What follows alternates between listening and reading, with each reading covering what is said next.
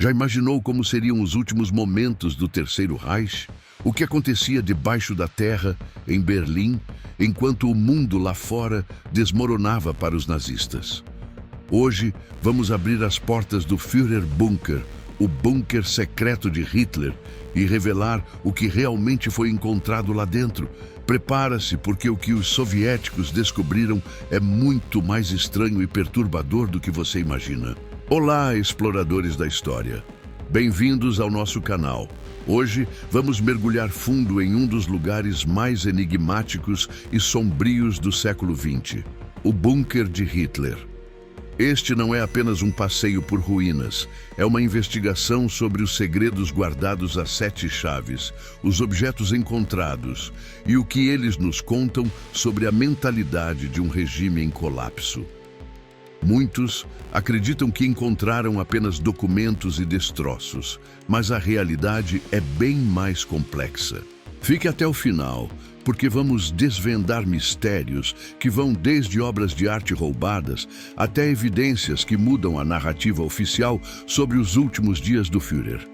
Primeiro, vamos entender o que era esse lugar. O Führer Bunker não era apenas um abrigo antiaéreo. Era um complexo subterrâneo de 2 andares, construído sob a chancelaria do Reich, no coração de Berlim.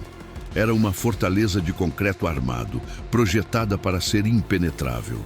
Com seus próprios sistemas de ventilação, geração de energia e comunicação, era uma pequena cidade autossuficiente debaixo da terra.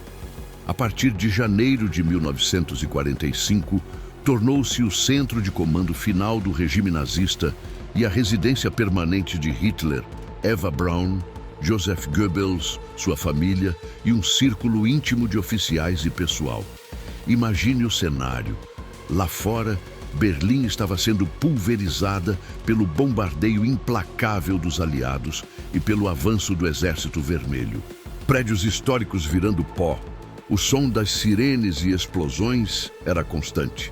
Mas lá embaixo, no bunker, reinava um silêncio surreal, quebrado apenas pelo zumbido dos geradores e pelos passos apressados nos corredores estreitos.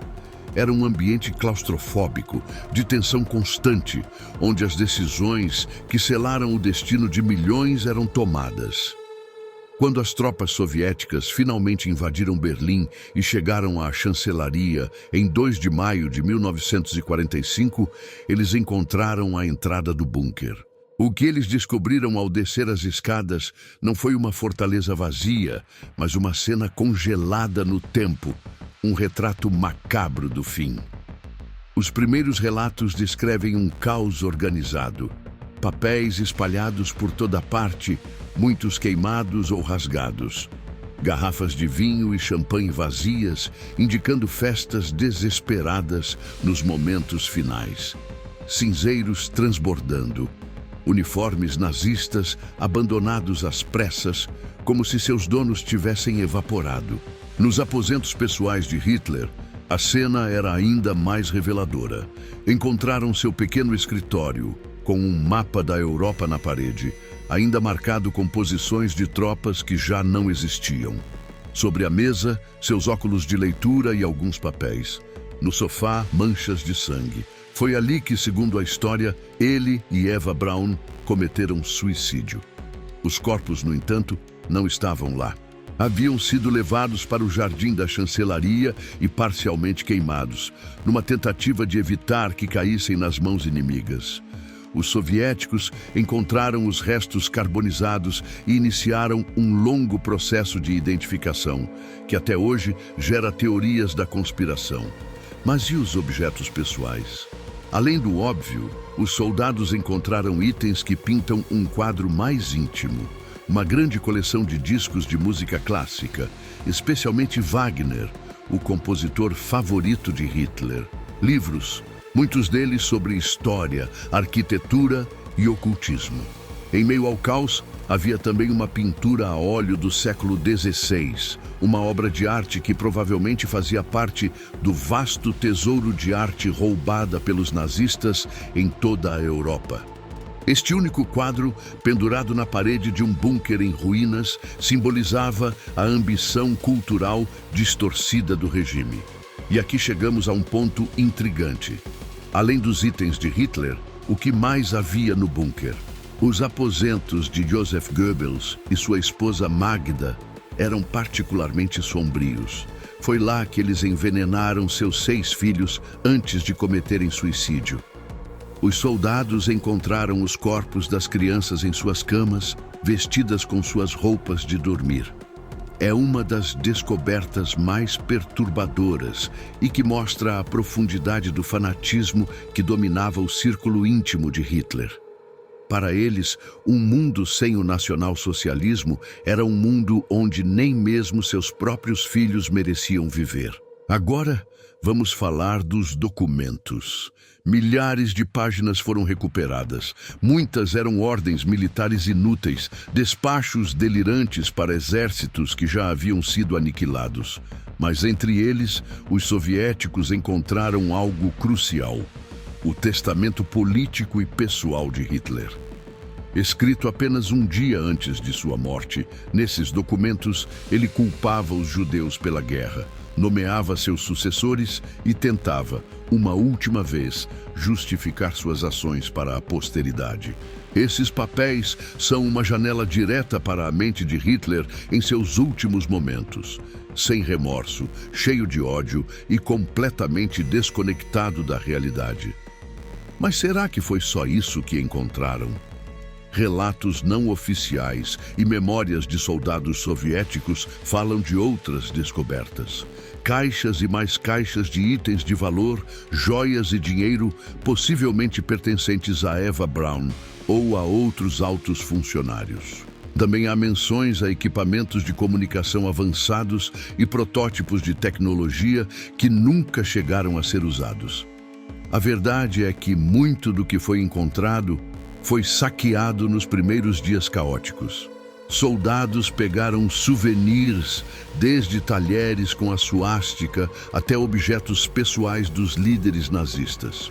Muitos desses itens acabaram em coleções particulares e só vieram a público décadas depois. E aqui vai a pergunta que quero deixar para vocês responderem nos comentários. A história oficial diz que Hitler morreu no bunker. Mas com tantos saques, a confusão inicial e o desejo soviético de controlar a narrativa, você acredita que seria possível que provas de uma possível fuga tivessem sido deliberadamente escondidas ou destruídas? Deixe sua opinião. Vamos debater isso. A descoberta do Führer Bunker foi um momento decisivo. Não foi a descoberta de um tesouro em ouro, mas de um tesouro em informação. Cada objeto, cada pedaço de papel, cada mancha na parede ajudou a construir a narrativa que conhecemos hoje. Foi a prova material do colapso de uma ideologia e da morte de seu criador. O bunker não era um palácio, mas um túmulo de concreto que selou o fim de um dos capítulos mais sombrios da história humana. Depois da guerra, o bunker foi parcialmente demolido pelos soviéticos e depois completamente soterrado.